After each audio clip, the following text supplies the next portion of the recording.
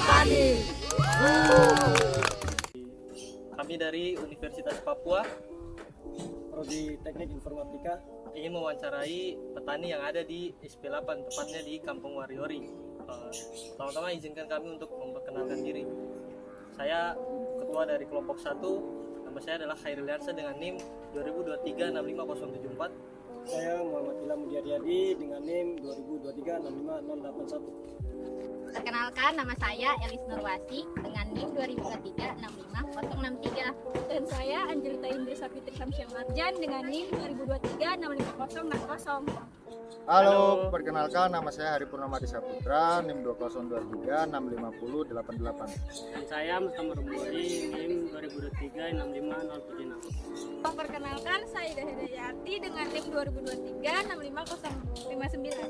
Dan saya Rin Arianti dengan NIM 2023-65078. Hai, perkenalkan nama saya Rasida Batika dengan NIM 2023-65080. Perkenalkan, nama saya Ayuar Malarini dengan NIM 2023-65068. Perkenalkan, nama saya Wadeli Mariani dengan NIM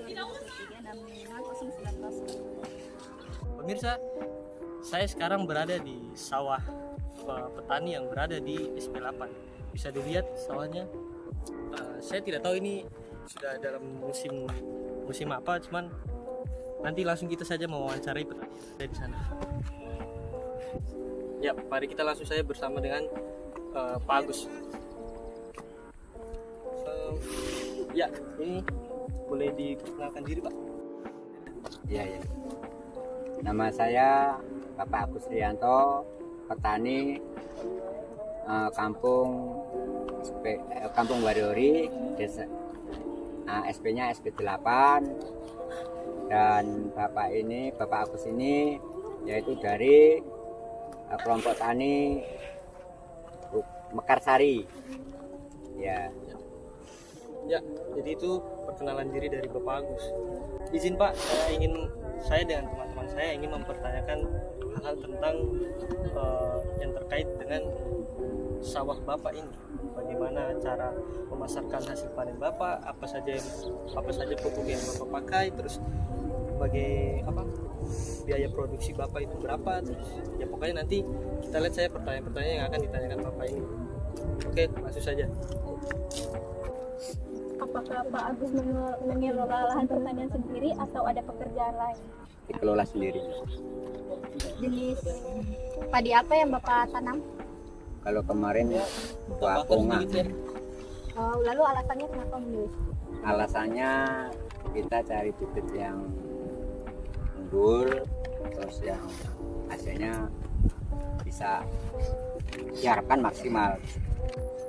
Bapak menanam padi itu menggunakan pupuk apa, Kang? Bapak yang pakai itu kemarin pakai pupuk Poska dengan Korea. Ya.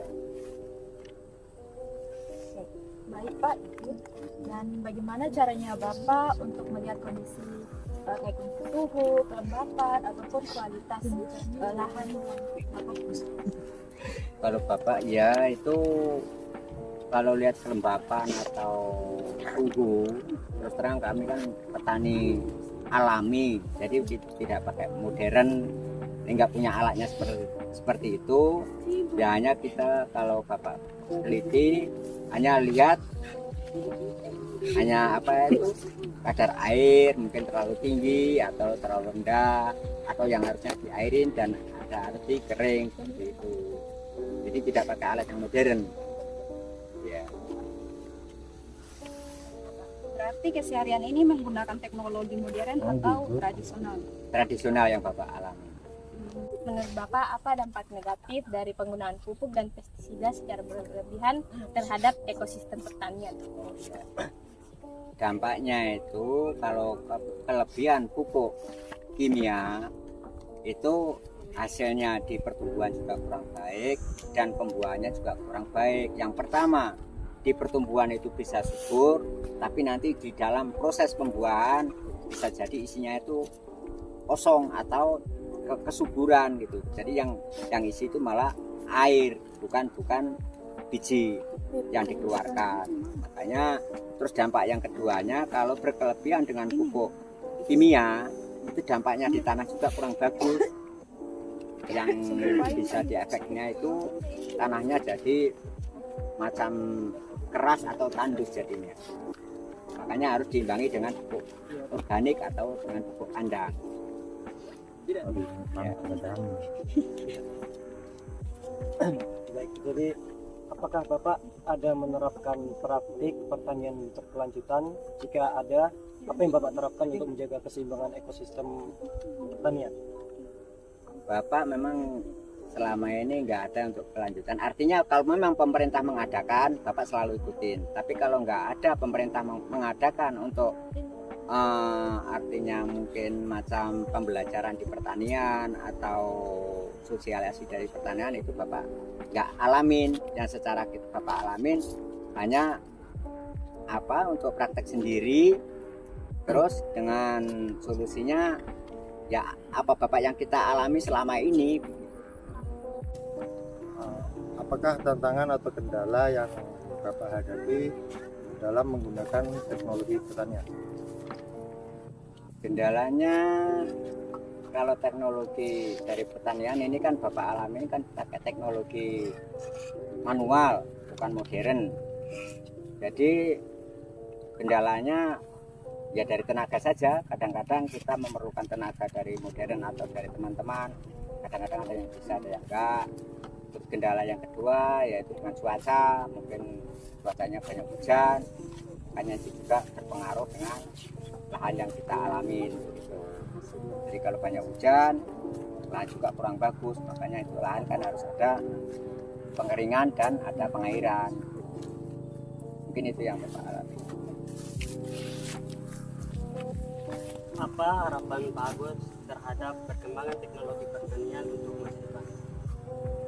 Kalau untuk harapan Bapak, pertanian ini diharapkan untuk generasi-generasi di bawah Bapak itu bisa ada yang melanjutkan, karena khususnya untuk pertanian ini kan untuk lahan untuk apa tahan pangan. Kalau nanti nggak ada yang generasi yang melanjutkan kayak Bapak untuk bertani, terus masa kita orang punya lahan banyak, punya tanah yang subur, kita tidak tanamin, terus kita masa mau mengimpor beras terus dari luar negeri? Kan nggak mungkin. Yang seharusnya kita menciptakan beras, kok malah kita mau diimpor kan gitu. Yang seharusnya kita itu mengimpor, bukan diimpor. Makanya apalagi Manokwari ini kan diharapkan untuk lumbung padi. Itu harapan Bapak seperti itu. Kira-kira berapa biaya produksi yang Bapak keluarkan untuk bibit, pupuk dan lain-lainnya? Berkisaran sampai dari mulai bibit sampai untuk pengolahan sampai panen itu berkisaran sekitar 4,5 juta atau 4 juta. Itu mulai dari bibit, dari lahan apa itu mengelola lahan, dari pupuk dan sampai untuk panennya. Mungkin itu. Ini Bapak apa jenis pertanian yang Bapak geluti? Terus tuh alasan utama dari Bapak memilih jenis pertanian tersebut tuh apa? Tidak sebentar. Kalau Bapak yang kita gelutin di pertanian ini yaitu dari holti, terus dari tanam padi. Jadi ya Bapak gelutin semua karena Bapak statusnya orang petani. Penghasilan utamanya itu Bapak itu petani. Kalau penghasilan dari yang lain itu kan artinya itu sampingan gitu. Makanya selalu statusnya juga Bapak kan orang petani, ya kita gelutin itu. Ini jenis pertanian Bapak lahan kering atau lahan basah? Ini lahan punya Bapak ini ya bisa dibilang lahan kering dan bisa di lahan basah. Karena ini kita gelutin yaitu macam horti, macam lombok, tomat atau sayuran itu bisa kita kering. Dan untuk di sawah kita bisa dialirin air karena ladang Bapak ini posisinya tahu sendiri, ini kanan kiri sudah irigasi dan statusnya Bapak juga orang petani, di samping itu juga pengurus irigasi. Mungkin itu, Mbak. Oke, jika Bapak menerapkan praktik petani berkelanjutan, apa tantangan utama Bapak dalam menghadapi penerapan pertanian berkelanjutan ini? Tantangan yang pertama yaitu di sini ini lahannya akan dekat dengan Kali Waruri khususnya.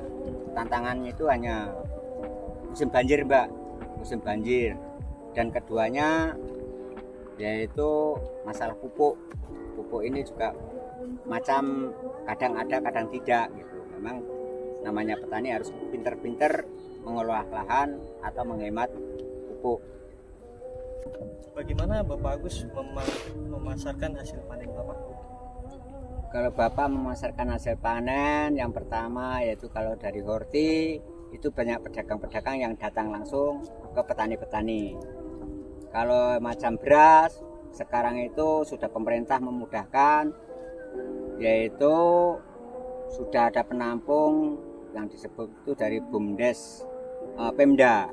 Makanya beras itu sekarang tidak susah untuk menjualnya. Apa tantangan Bapak untuk menjadi petani? Tantangannya itu apa ya? Tantangan yang pertama yaitu dari modal. Keduanya hasilnya memang untuk khususnya di SP8 ini atau Kampung Waruri ini khususnya untuk tanam padi memang masih sangat-sangat minim. Tapi karena Bapak orang petani ya tetap bertani padi dan perlu kesabaran. Itu yang pertama. Ya. Mungkin gitu. Oke. Ya, teman-teman, itulah tadi pertanyaan-pertanyaan yang sudah kita tanyakan kepada Pak Agus ini. Ya. Dari tantangan, biaya produksi, terus bagaimana cara memasarkan hasil panennya, sama apa saja yang pupuk dipakai sama Bapak ini. Oke Pak, sudah itu saja. Mohon maaf sudah mengganggu waktunya. Terima kasih Pak. Sama-sama. Semoga tarian Bapak ini sukses dan Amin. berjalan dengan baik. Amin. Terima kasih Pak. Sama-sama.